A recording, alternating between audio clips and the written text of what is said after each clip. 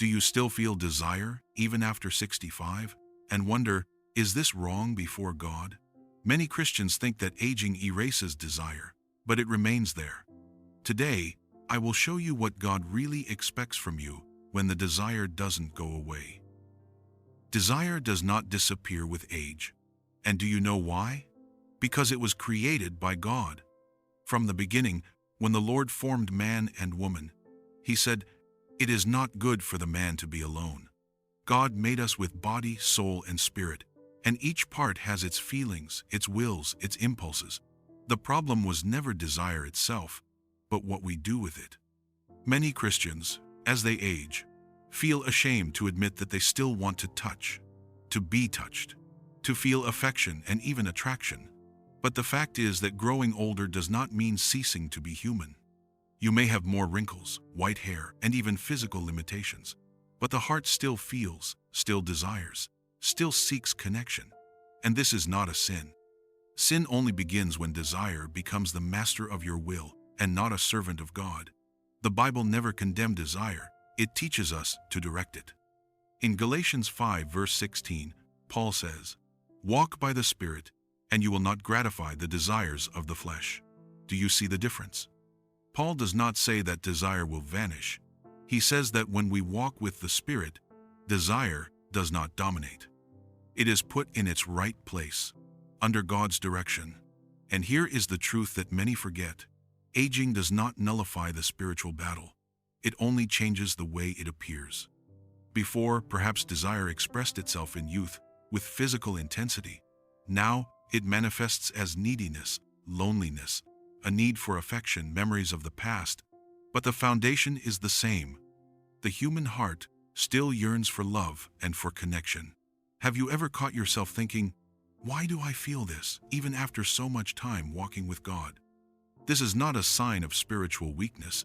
It is a sign that you are still alive, sensitive, with real emotions. And God understands. He does not expect you to become insensitive, but that you learn to channel this desire in a holy way, as an expression of love, not of guilt. In the next segment, we will understand how to transform desire into something that strengthens faith and does not weaken it. So, what does God expect from you when the desire doesn't go away? The answer is simple but profound. God expects spiritual maturity, not guilt. He does not want you to live condemning yourself for feeling, but to learn to discern what to do with what you feel. Desire can be an enemy, or it can become a reminder that you still have a living heart, capable of loving, and that needs to be guided by the Spirit. See what Paul writes in Romans 12. "Present your bodies as a living sacrifice, holy and pleasing to God. This is your true and proper worship." Note, Paul does not say nullify the body, but present it to God. This means that desire, will, impulse, all of this can be placed before the Lord. Not to be denied, but to be sanctified. Many Christians over 65 struggle in silence with thoughts, memories, and feelings that return. Sometimes, after widowhood, a divorce, or simply years of loneliness, the body and soul cry out for something the heart fears. But God is not scandalized by this. He knows our frame. Psalm says, "For He knows how we are formed. He remembers that we are dust." This means that God does not demand perfection. He seeks sincerity. So when desire comes, do not run from it pretending it doesn't exist, and do not surrender to it as if it were inevitable. Pray. Talk to God about it, with the same naturalness with which you speak of pain, fear, or sadness. Say, "Lord, the desire is here, but I want to honor you with it." This is the posture the Father expects, a heart that chooses to obey even when it feels. And if you have felt that these desires have increased with loneliness, remember, this is not a sign of spiritual decay. It is an invitation from God to seek communion, prayer, and perhaps even restore bonds of love and affection under His blessing. God does not want to shame you. He wants to teach you. If this message is speaking to you, please like the video and subscribe to our channel. Here we talk about faith, aging, and the love of God in a real and welcoming way. And in the next few moments, we will see how desire can become a tool for spiritual growth, something that draws you closer to God and does not drive you away from Him. When the desire doesn't go away, God doesn't want you to hide it. He wants you to transform it into seeking. Instead of repressing what you feel, use it as a reminder. Your heart still needs to be filled with something, and that something is God Himself. Desire, when not channeled, turns into anxiety, loneliness, or even temptations. But when brought into God's presence, it converts into spiritual intimacy. Many Christians in their senior years think the only way out is to kill the desire, but that is not what the Lord asks. He wants you to learn to redirect.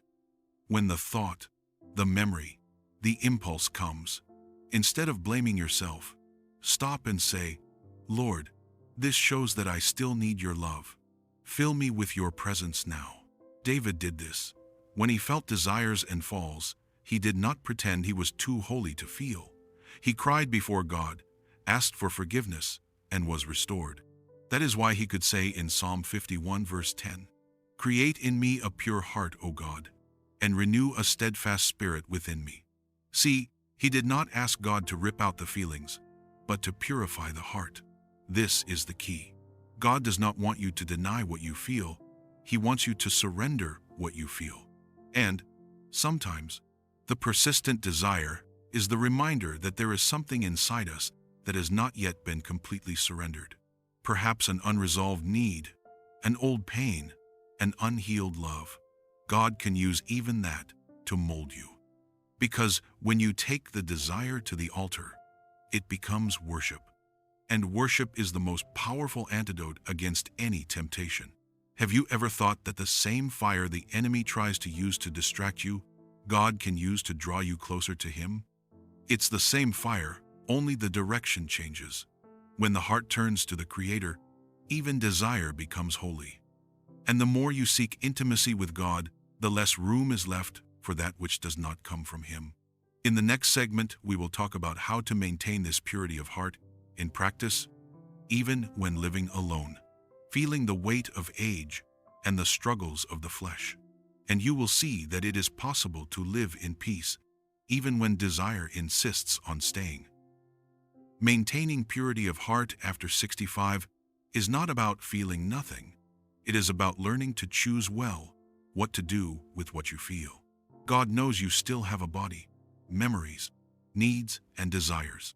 He does not ask you to become stone, but to live in a way guided by the Spirit, not by impulses. And this is a daily learning. Perhaps you wonder, but what can I do in practice when desire appears and I feel tempted? The first step is to recognize what is happening. Don't deny it. Don't blame yourself. Just breathe and say, "Lord, I surrender this moment to you." When you do this, you are taking spiritual control of the situation, and the enemy loses power. The second step is to occupy your mind with what edifies. The Bible says in Philippians 4 verse 8, "Whatever is true, whatever is noble, whatever is right, whatever is pure, whatever is lovely, if anything is excellent or praiseworthy, think about such things." This is not just nice advice. It is a shield. Holy thoughts feed the Spirit, and the Spirit, strengthened, dominates the flesh. The third step is to seek fellowship.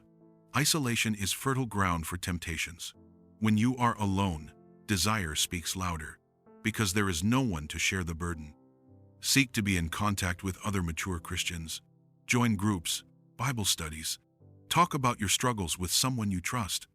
When the light enters, shame loses its strength. And the fourth step, perhaps the most important, is to cultivate moments of intimacy with God. Not just formal prayers, but sincere conversations. Open your heart. Tell the Lord what you feel, what you fear, what still confuses you.